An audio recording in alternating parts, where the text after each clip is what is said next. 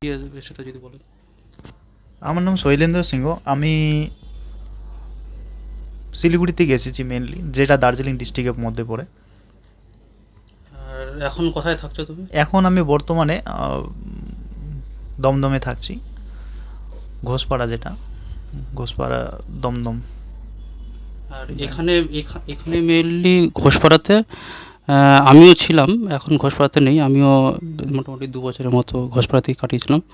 এখানে মেইনলি যারা বিভিন্ন যে ডিস্ট্রিক্ট, সেই বিভিন্ন নর্থ বেঙ্গল বা বিভিন্ন বর্ধমান, বাঁকুড়া, পুরুলিয়া, এইসব ডিস্ট্রিক্ট থেকে যারা কলেজ পড়ার জন্য আসে বা বিভিন্ন প্রতিযোগিতামূলক পরীক্ষার জন্য প্রস্তুতি নেয়, তারা কিন্তু এখানেই থাকে, এই ঘোষপাড়াতে।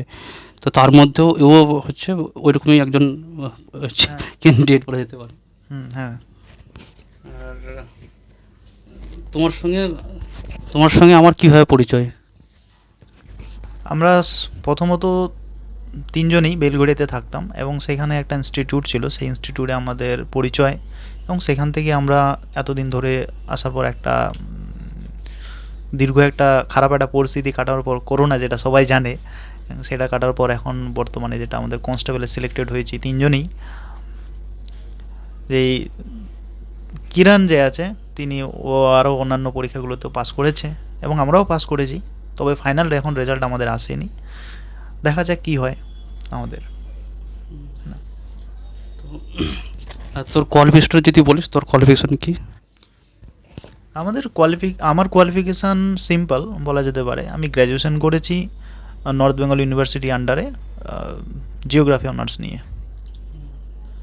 আর তোর টার্গেট কি? আমরা তো মেনলি ডব্লিউবিসিএস এর জন্য ওরিয়েন্টেড পড়াশোনা করতাম, প্রথম থেকে ডব্লিউবিসিএস ওরিয়েন্টেড পড়াশোনা করতাম, কিন্তু অনেকে হয়তো অন্যান্য চাকরির জন্য শিফট হয়ে যায়। আমি যে এখনও পর্যন্ত ডব্লিউবিসিএস ওরিয়েন্টেডই পড়াশোনা করে যাচ্ছি। তো আমার আলটিমেট টার্গেট ডব্লিউবিসিএসই, কিন্তু তোর আলটিমেট টার্গেটটা কী, এবং ওরা সেটা যদি বলিস। আমরা ব্যাপারটা হচ্ছে কি, আমরা তিনজনই এসেছি একটাই ফ্লো করে বা একটাই টার্গেট করে, যেটা একদিন মানে বিসিএস ডব্লিউবিসিএস অফিসার হব। তো এখন সিচুয়েশন অনুসারে আমাদেরকে চেঞ্জ হতে হচ্ছে, কিন্তু আমাদের টার্গেট বদলায়নি, আমাদের ডাব্লিউবিসিএস টার্গেটটাই আছে। তবে এটা একটা যেমন বাড়ির থেকে একটা প্রেশার, সেই প্রেশারটা কাটানোর জন্য এখন আমরা কনস্টেবলে জয়েন হচ্ছি, এটাই।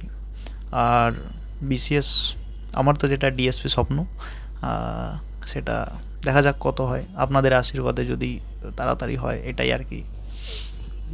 আমিও চাইছি তুমি যাতে ডিএসপিতে সিলেক্টেড হও। কিন্তু যাদের স্বপ্ন এই ডব্লিউপি কনস্টেবল বা কেপি কনস্টেবল বা lady constable, West police lady constable, অথবা এসআই বা লেডি এসআই, তারা কীভাবে প্রস্তুতি নিবে? তারা তো অনেকটা নিউ কামান আছে, বা কেউ বেশ কয়েক বছর হয়তো প্রস্তুতি নিচ্ছে, তারাও হয়তো মানে হয়তো দিশা খুঁজে পাচ্ছে না। তাদেরকে যদি বলিস যে কীভাবে প্রস্তুতি নেবে, তাহলে সেটা ভালো হয়, ওদেরও উপকার হয়। ডাব্লিউবি কনস্টেবল বা আমি এসআই যেটা কথা বলতে চাইছি, যে খুব একটা বেশি পড়তে হবে না। তবে যেটা মানে কোনো একটা যদি আপনারা যদি মনে কর ঢুকে যান কোথাও কোচিং সেন্টারে, কিংবা কোনো দাদার, যেমন আমাদের কিরণ দাদা আছে, এবং কিরণ দাদার আন্ডারে যদি আপনারা কিছু করেন, তো নিশ্চয়ই আপনারা সাকসেস পাবেন। এবং সাথে যদি আমাদেরও হেল্প লাগে, তাহলে আমরাও দিতে পারবো, কোনো অসুবিধা নেই। আর এগুলাই জাস্ট ডাব্লিউবি কনস্টেবলের জন্য বেশি পড়তে হয় না, আর এখানেই মোটামুটি আপনাদের হয়ে যাবে। আর এসআইয়ের জন্য একটু পড়তে হবে, সেটা ম্যাথ, রিজনিং, জিকেটা মোটামুটি ধরো বেশ কমন কমন কিছু টপিক থাকে, সেগুলো পড়তে হবে। অ্যান্ড আশা করি সেখান থেকেই চলে আসে, আর বিগত ট্রেন্ডিং তাই বলছে। ঠিক আছে, আর এগুলোই হলে হয়ে যাবে।